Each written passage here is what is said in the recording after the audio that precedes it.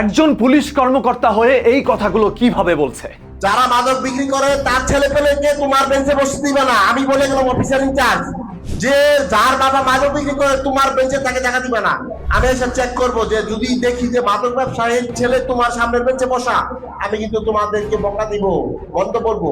তখন সে গিয়ে তার বাবাকে বলবে, বাবা জানো আজকে আমাকে আমার বেঞ্চে থেকে আমার সহপাঠী সরাই দিছে, জানো তুমি মাদক বিক্রি করো বলে। দেখো সে যদি মানুষ হয়, তার মধ্যে যদি বিন্দুমাত্র মানুষত্ব যদি থাকে, তাহলে এই ছেলের একটা কথায় সে ওই তওবা করবে আল্লাহর কাছে যে আল্লাহ আমি আজকে থেকে আর মাদক বিক্রি করবো না, আমি ভিক্ষা করে খাবো, আমি রিক্সা চালায় খাবো, তাও আমি মাদক বিক্রি করবো না। তোমরা কি চাও না তোমার বাবা মা যারা বিপদগ্রস্ত হয়ে গেছে তাদেরকে ভালো করতে, ঠিক করতে? তাহলে এই কথাটা গিয়ে তোমার বাবা মাকে বলো, তোমার যে ভাইটা মাদক খায় তাকে বলো। এখানে ওসি জনাব নাজমুল হোসেন যে কথাগুলো বলেছেন এই কথাগুলো আসলে সত্য। শিক্ষা প্রতিষ্ঠান বা বিদ্যালয়ের মধ্যে যখন একজন মাদক ব্যবসায়ীর সন্তান এসে আপনার পাশে বসবে, তখন আপনি যদি তাকে বলেন তোমার বাবা মাদক ব্যবসা করে, তুমি আমার সাথে বসতে পারবে না, তখন সেই শিক্ষার্থী মনের মধ্যে কষ্ট পেয়ে সেই সিট থেকে উঠে গিয়ে পিছনের সিটে বসবে এবং বাসায় গিয়ে তার বাবাকে বলবে তুমি নাকি মাদক ব্যবসা করো, তাই আমাকে তারা তাদের সাথে বসতে দেয়নি। যদি সেই বাবার মনের মধ্যে মানবিকতা বেঁচে থাকে তাহলে কখনোই সে এই মাদক ব্যবসায় আর যাবে না। আর যদি সে অমানুষের বাচ্চা হয়ে থাকে তাহলেই সেই বিদ্যালয়ের মধ্যে গিয়ে যারা তাদেরকে বসতে দেয় নাই তাদের সাথে হয়তোবা কোনো বড় ধরনের অপরাধ সংঘটিত করতে পারে। যেমন যারা মাদক বেচে, এদের যদি মন মানসিকতা থাকতো তাহলে কি তারা মাদক বিক্রি করতে পারতো?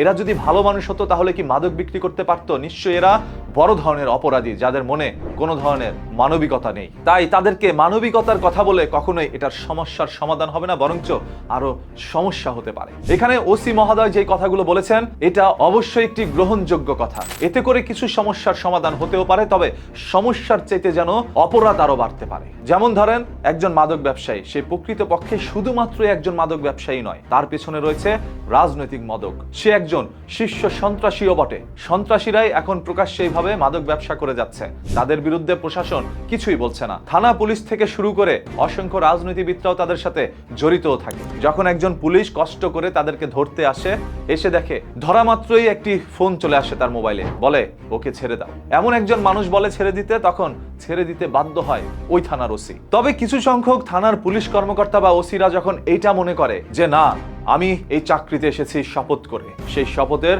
মর্যাদা আমি রাখবো, তখন সাহসের সাথে সেই ফোনের কথাটি নাকচ করে দিয়ে সে অপরাধীকে থানায় ধরে নিয়ে যায় এবং চালান করে দেয়। আদালতে পাঠানোর পর আদালত থেকে তাকে আবার জেল দেওয়া হয়। তবে কিছুদিন পর জেল থেকে সেই অপরাধী মুক্তি পেয়ে পুলিশের সামনে দিয়ে ঘোরাঘুরি করে আর হাসে, তখন সেই পুলিশ হতাশায় ভোগে। এত কষ্ট করে এত জীবনের ঝুঁকি নিয়ে যখন আমি একজন অপরাধীকে ধরে আদালতে পাঠালাম, আদালত থেকে জেলে পাঠালো, তারপর সে বেরিয়ে আসে, তাহলে অপরাধীকে ধরে কি লাভ? এরপর একজন সৎ পুলিশও ধীরে ধীরে অসৎ হতে থাকে। আপনারা জানেন একজন পুলিশ যখন থানায় বসে থাকে তখন অপরাধীরা তার কাছে গিয়ে টাকার অফার করে। একদিন দুদিন নিজের চরিত্র ধরে রাখতে পারলো, একটা সময় সেই পুলিশ কর্মকর্তা নিজের চরিত্র ধরে রাখতে পারে না। এভাবেই একের পর এক পুলিশ কর্মকর্তারা অনিয়মের সাথে জড়িত হয়ে যায়। তাই সব দোষ কি পুলিশের নাকি এই দেশের জনগণের? আসুন আমরা জনগণরা সবাই একত্রে হয়েই এই মাদক বিরোধী আন্দোলনের সাথে জড়িত হই, পুলিশকে সহায়তা করি, আর যেই সকল উকিলরা তাদের পক্ষে ওকালতি করে সেই সকল উকিলের বিরুদ্ধে পুলিশের সহযোগিতায় আমরা তাদের বিরুদ্ধে অভিযান চালাই। সেই উকিলরাই হচ্ছে এই সমাজের সব থেকে বড় অপরাধী, যারা অপরাধীর পক্ষে ওকালতি করে আদালতে।